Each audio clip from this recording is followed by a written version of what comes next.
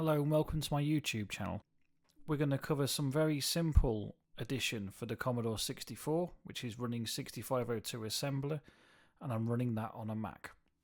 I'm well aware that there's certain things you can do already using BASIC. I've chosen to go down the assembler route because of its greater speed for things like video games and what have you, so this is why I'm kind of making these videos for assembler. I'll start by talking through this simple addition example. This is my assembler code. I'm using Sublime Text. I have a package installed for building to the correct format that the Commodore 64 needs to know, the machine language. Our program start is at address 7000. You can see we declare three variables. We define them all to be at 0, so there's no garbage data left in from a previous run.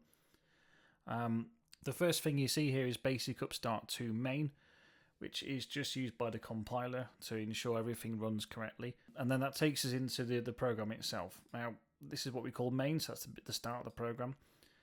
What will actually happen is we have main, then we have load first number. Because this is in fact the same command, or the same address, the first command after main is load first number. And all that does is load the accumulator with the number 2, and it stores it in a variable called var1, which we defined above. And you can see that load first number is straight after main with no commands. So that means it'll appear at the same execution address for the program counter. And for that reason, we won't be able to find that. It will find main, but it won't find load first number when we come to view it in the debugger. But that's nothing to worry about.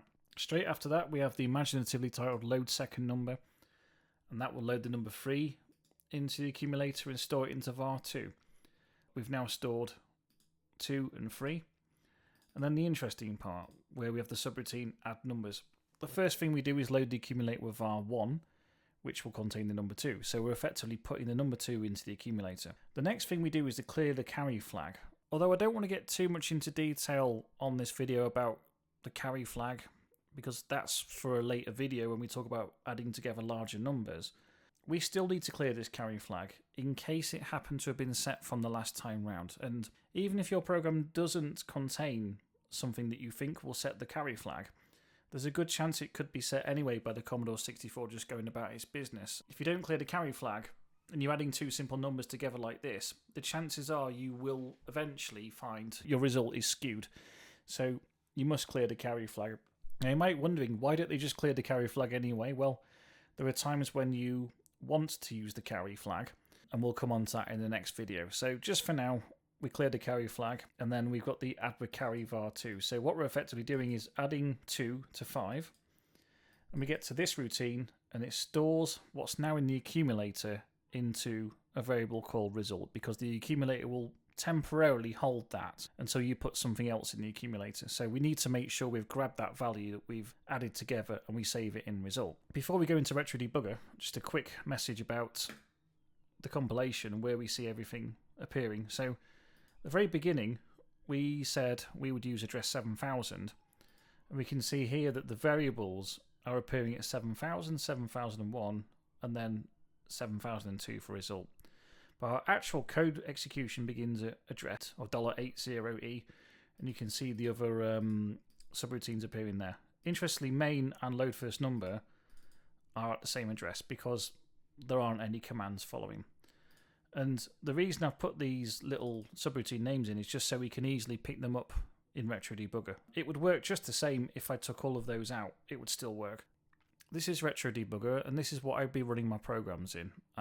I've deliberately turned the screen off because we haven't actually got anything to show you. There's nothing being output to the screen whatsoever, so all of that's going to be turned off. I've got some breakpoints, I've got some data watches set up so we can see the values of the variables we're writing to as they appear, both in what we would call normal decimal value, but also we can see as the write commands happen, we can see them appearing there as well. I've also got breakpoints set up. So the addresses that I covered a moment ago where we've got the various subroutine calls, we're going to stop the program at each one of those calls so we can go through it. So if I actually get the program running, it's called simple add.program. You see the screen appears. Well, we'll just get rid of that because we don't need it. And this is our program execution. So you can see here that this resembles the code we wrote. We can see there's a load accumulator 2, the store address at 7000, load accumulator 3, store at 7001. Then we load what was the number 2. We clear the carry flag, add with carry 7001, and we store at address 7002. That's our result. So what I'm going to do, I'm going to go through, I'll press pause. I'm going to step instruction by using the F10 key, and hopefully this works. We've executed the first command, and you can see we've stored the number 2 in var1. I go to the next command. And we store 3 at var2. Go clear carry, add carry, and then store the result in address 7002, which is we call result, and that gives us 5. So the interesting thing about Retro Debugger is we can see when memory's just been written to. So you can see here 2, 3, and then the most recent one is 5. It kind of changes the color depending on what was most recently written to it. And that is it. That's just a very simple example of addition.